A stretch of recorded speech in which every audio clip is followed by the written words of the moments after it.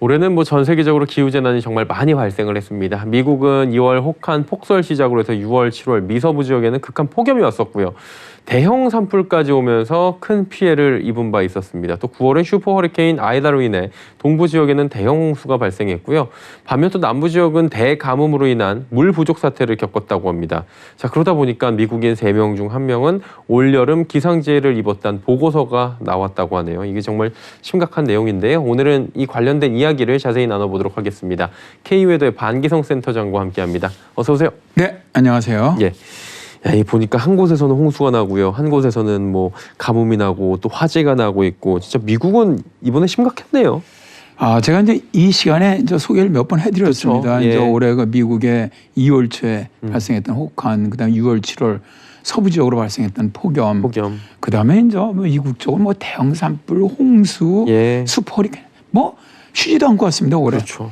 뭐 지금 뭐 보고서에 의하면 미 연방재난관리청이 올해 이제 8월에 분석한 자를 발표를 했어요.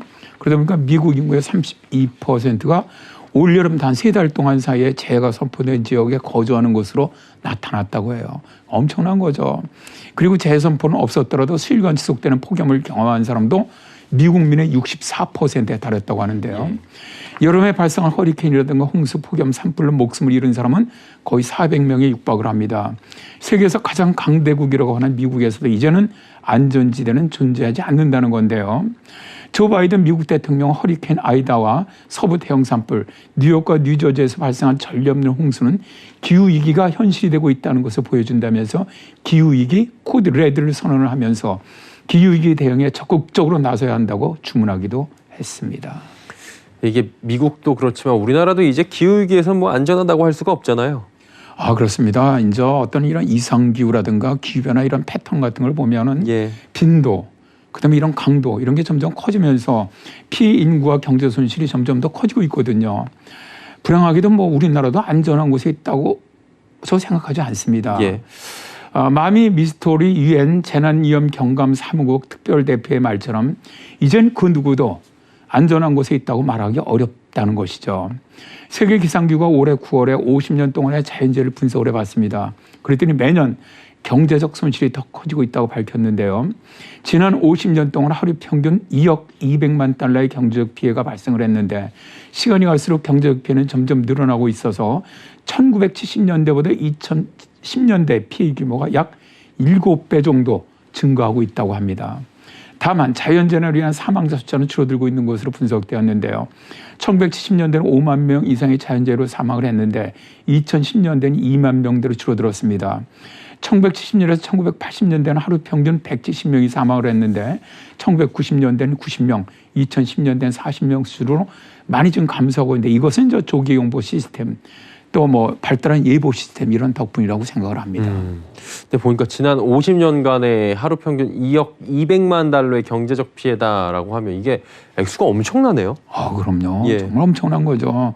세계기상기구는 일단 이제 1970년에서 2019년까지 총 1만 1000건에 이르는 재해가 있었고 이 때문에 200만 명이 사망을 했고 약 2조 6,400억 달러의 피해가 발생했다고 집계를 했는데요.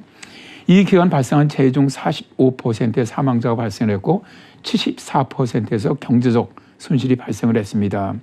사망자의 91%는 개발도상 국가 등에서 일어났는데 조기경보 시스템의 빈익빈부익가 심각해지면서 사망자의 많은 숫자가 저개발 국가에서 발생하고 있는 것이죠. 그런데 지난 50년 동안 경제적 손실이 가장 컸던 탑 10을 보면 말입니다. 손실이 가장 컸던 기후 부문이 허리케인 등 폭풍 부문으로 약 5,210억 달러의 피해가 있었고요. 두 번째가 홍수로 인한 1,150억 달러의 경제적 피해가 발생했다고 합니다. 그래서 2010년에서 2019년 하루입니다. 하루 평균 손실액은 약 3억 8,300만 달러였는데 1970년에서 1979년에는 4,900만 달러에 불과했었거든요. 그러니까 무려 50년 만에 8배 가까이 더 발생한 것인데요. 특이한 것은 가장 피해가 발생한 10개의 자연재해 중에 2017년 발생한 허리케인에서 가장 많이 발생했다는 겁니다. 그러니까 허리케인 허비로 969억 달러 피해가, 허리케인 마리아가 694억 달러, 어마가 582억 달러의 경제적 피해가 발생했다는 것이죠. 지금까지 50년 동안 기후재해로 발생한 경제적 피해의 35%가 2017년에 미국을 강타한 슈퍼허리케인 3개였다고 합니다. 그게 무슨 얘기냐면 최근에 들어서 슈퍼허리케인이 엄청 강해진다는 예. 얘기거든요.